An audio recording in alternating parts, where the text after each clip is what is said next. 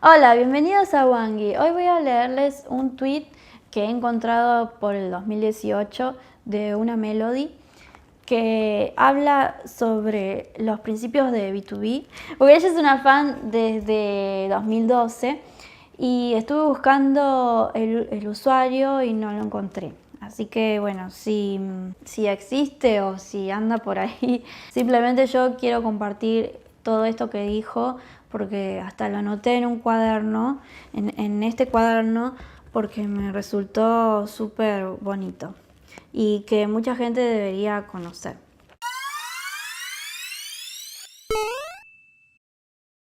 Empecemos con el tweet.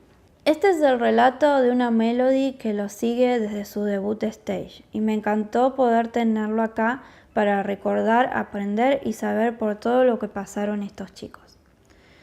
2012 fue un gran año para el K-pop. Básicamente, muchos grupos de chicos de grandes nombres debutaron ese año. EXO, VIXX y BAP, algunos de los grandes nombres que ganaron tanta atención ese año. Y B2B no tuvieron tanto éxito como estos. Cube tiene una técnica de rotación para regresos con un artista por mes, así que B2B tuvo que esperar a que Beast, 4Minute, Gina y No Jihoon terminaran sus promociones para tener su regreso, lo cual frustró ya que la gente tiende a olvidarse de ellos durante los descansos. Alrededor del 2013 fue el año más desafiante probablemente para B2B. Un problema despertado dentro de la base de los fans de Melody.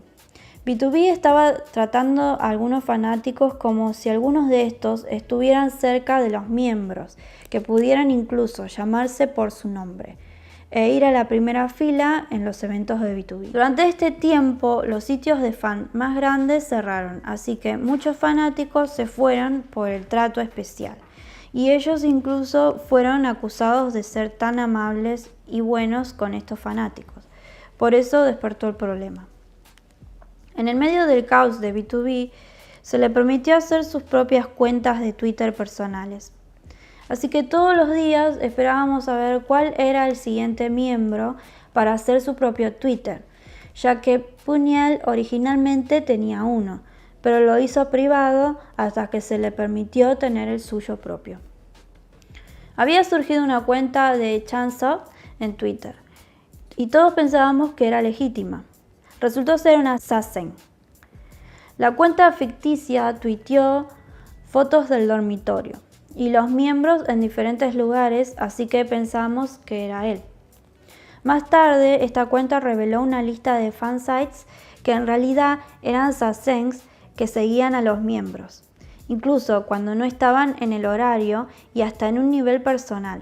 Así que todos nos sorprendimos porque ese momento era muy caótico. Punyal y Minhyuk, que ya tenían sus propias cuentas de Twitter, tuvieron que volver a desactivarlas y fueron regañados por Cube.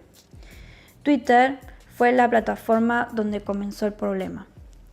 Era tonto, no fue su culpa, pero como sea. Minhyuk escribió en el fan café y lanzó una declaración.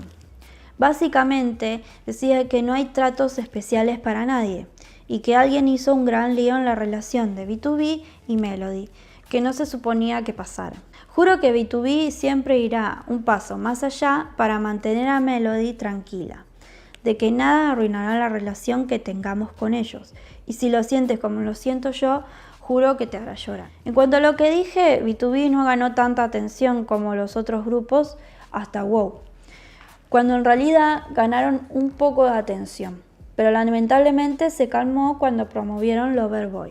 Esta vez BAP tuvo comeback después de cada promoción. VIXX llamó la atención de ser una compañía que solo manejaba actores antes que ellos, y con todos los conceptos sexys y oscuros de EXO, por supuesto. B2B nunca se detuvo, e incluso empezaron a promocionarse en Japón.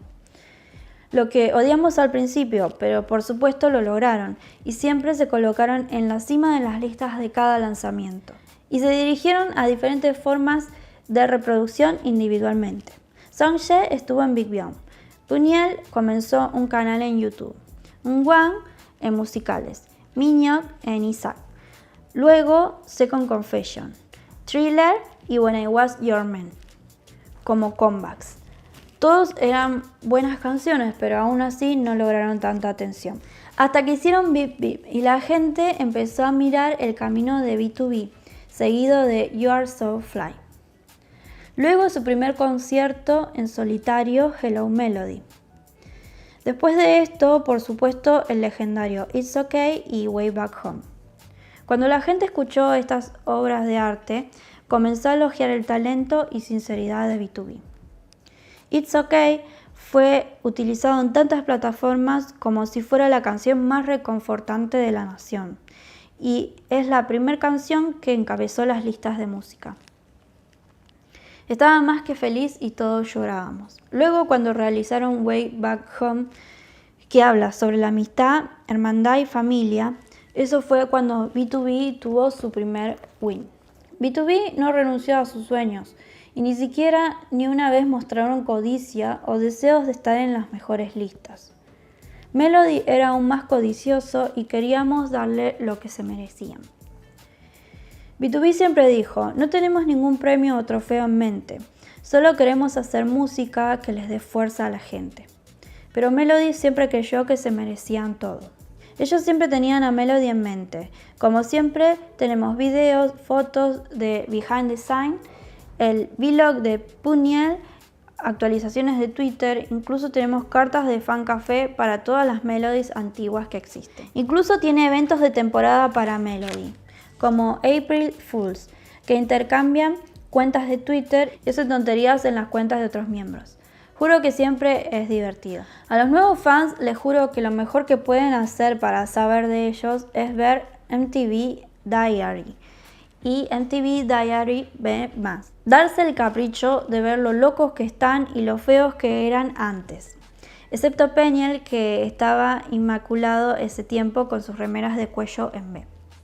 Normalmente, un miembro al enlistarse no se mostrará ante los fanáticos semanas o días antes de la fecha de enlistamiento para los preparativos, y a Sungwon ni siquiera le importó trabajar para conocer a los fans hasta el último día que se fue.